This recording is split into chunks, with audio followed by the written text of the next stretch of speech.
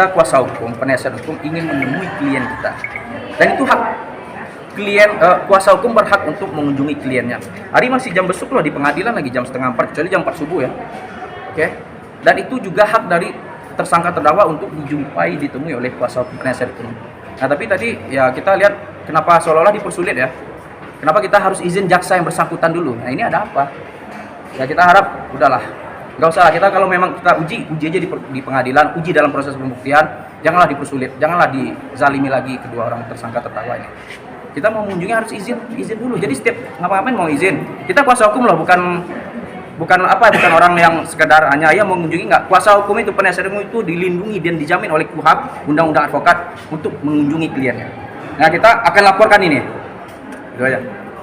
Oke bang, terima kasih. Assalamualaikum warahmatullahi wabarakatuh. Boleh korban. Ya kalau informasi kita dapat adalah diancam ini, dua anak ini diancam. Bahkan disebut-sebut punya pistol, itu kan apa itu? Negara ini negara udah merdeka, kita negara demokratis, kita sudah reformasi, ya kan? Nggak ada lagi gertak-gertak seperti itu. Bahkan diancam kabarnya menurut keluarga dan mana selama-lamanya. Itu apa itu? Mentang-mentang dia punya pangkat, kita negara hukum. Ya itu aja. Jadi ya udah, kita di sini kita harus sama-sama kawal kasus ini. Kita harap ya pengadilan objektif dan mempertimbangkan kezaliman pelanggaran proses hukum ini menjadi dasar untuk membebaskan tersangka.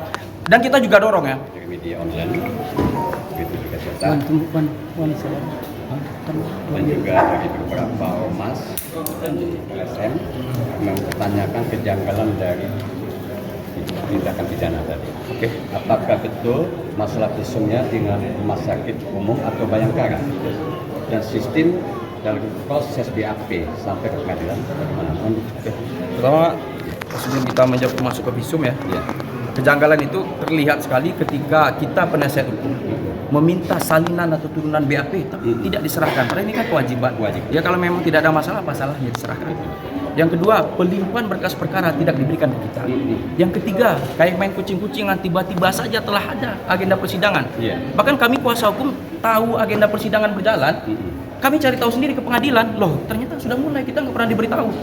Nah, itu dari prosedur persidangan ya. Nah, kalau kasusnya sendiri, kami menemukan fakta patut diduga ini rekayasa kasus atau pemutar balikan fakta. Korban dijadikan tersangka karena ada intervensi kekuasaan di situ. Ya karena si pelapor ini yang ditanda kutip ya sekarang posisinya sebagai korban, anak dari Jenderal Bintang 1 di Kejaksaan. Ya. Bahkan dalam proses pemeriksaan, penyidikan yang bersangkutan dengan seragamnya, dengan pangkatnya hadir saat pemeriksaan, memberikan intimidasi kepada kedua orang yang saat ini jadi terdakwa.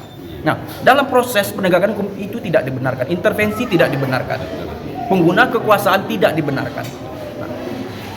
Nah, selanjutnya yang dipastikan juga ya, dua orang yang jadi terdakwa saat ini sebelumnya sudah meminta haknya untuk didampingi penasihat hukum.